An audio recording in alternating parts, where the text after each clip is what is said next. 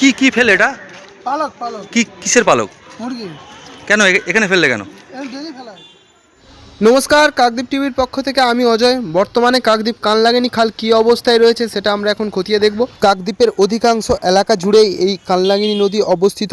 কাকদ্বীপ শহর গড়ে উঠেছে এই কানলাগিনি নদীর তীরেই। আগে এই নদী দিয়ে মৎস্যজীবীদের ট্রলার চলাচল করত এবং গণপরিবহনের লঞ্চ চলাচল করত, কিন্তু আজ এই কানলাগিনি নদী ছোট নালায় পরিণত হয়েছে এবং নদীর জলের কালার অবস্থা দেখুন যে কি পরিমাণ কালো এবং এতটাই দুর্গন্ধ যে এই জলে এর সাইড থেকে যাওয়াটা মানুষের পক্ষে এক কষ্টকর ব্যাপার হয়ে উঠেছে। এই কানলাগিনি নদী একটি ঐতিহাসিক নদী যা আদি গঙ্গাকে বয়ে নিয়ে চলেছে এবং এই নদী মিলিত হয়েছে সমুদ্রের সাথে। এই নদী ছিল আগে যোগাযোগের মেন মাধ্যম। এই নদী দিয়েই আগে ছুটে চলতো গঙ্গাসাগর মেলার সময় পুণ্যার্থী ভরা লঞ্চ।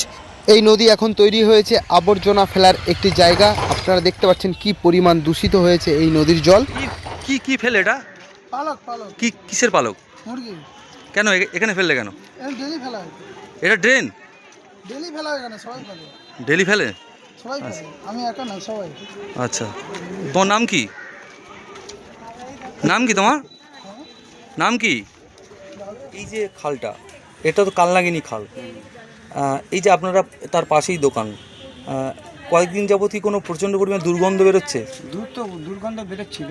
হ্যাঁ। এখন আর এই জোয়ারের সময় আবার হয় না, আবার কোটাল মানে মোটানি পড়লে তখন আবার গন্ধটা আসে। কেন এটা মানে এটা কোথায় কি থেকে আসছে আমরা ঠিক জানি না।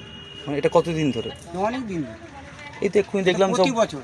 এখানে দেখলাম এই কিছুক্ষণ হ্যাঁ, আগে অনেক ময়লা ফয়লা যে যার মতন ময়লা মানে বাজারে যা আছে সব এখানে ফেলে। সব এখানে।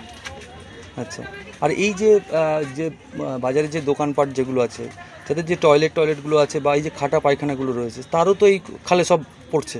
হ্যাঁ, সে মতো করছে। হ্যাঁ, বলুন। তো ওই তো মানে সব তো লাইন দিয়ে ঘর বাড়ি আছে, এবার তো টয়লেট তো থাকবে। ওই টয়লেটগুলো তো পড়ছে, হ্যাঁ, তার থেকেও তো গন্ধ হতে পারে। হ্যাঁ, হতে পারে, তার থেকেও হতে পারে। আবার অন্য কতটা কিছু হতে সমস্যা পারে। হয় আপনাদের? হ্যাঁ, অনেক সমস্যা। আর আপনার দোকানে কাস্টমার মানে নাক ছিটা, নাক বন্ধ করে রাখে।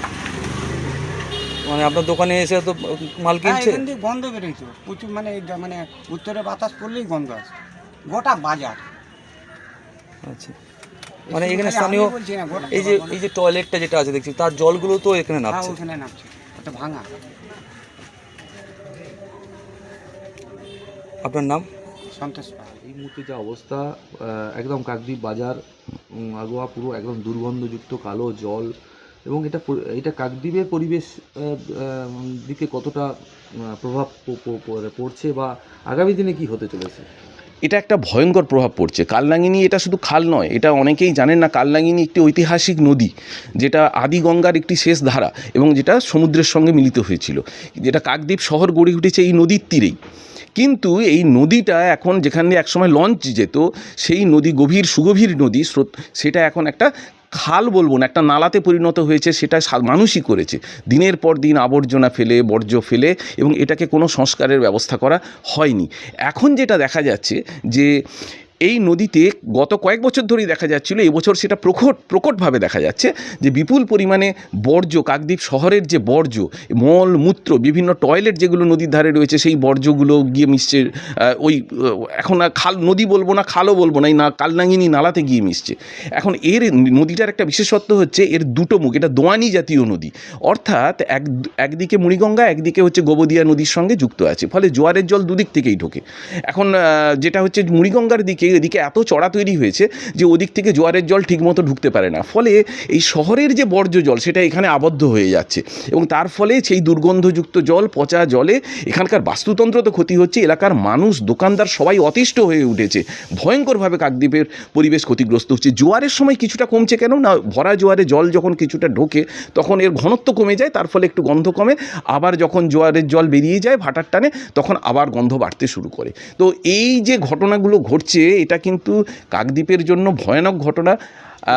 এর থেকে পরিত্রাণ পাওয়ার উপায় প্রশাসনকে সতর্ক হতে হবে। পরিবেশ যে মন্ত্রক রয়েছে, পশ্চিমবঙ্গ দূষণ নিয়ন্ত্রণ পর্ষদ, তাদেরকে মানে তাদের কি বিরাট এখানে ভূমিকা রয়েছে। মানে এটা থেকে ব্যাপক দূষণ ছড়াচ্ছে, এটা বলতেই একদম।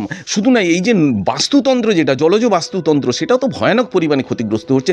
এর সঙ্গে কিন্তু সমুদ্র দূষণও হচ্ছে, কারণ এই জলটা তো যাচ্ছে, এবং তার ফলে কিন্তু বাস্তুতন্ত্র, নদীর বাস্তুতন্ত্র, সমুদ্রের বাস্তুতন্ত্র সামগ্রিকভাবে ক্ষতিগ্রস্ত হচ্ছে এটা। আপনার নামটা একবার। আমার নাম সৌম্যকান্তি জানা, আমি পশ্চিমবঙ্গ বিজ্ঞান মঞ্চের একজন সদস্য এবং স্থানীয় একটি স্কুলের শিক্ষক।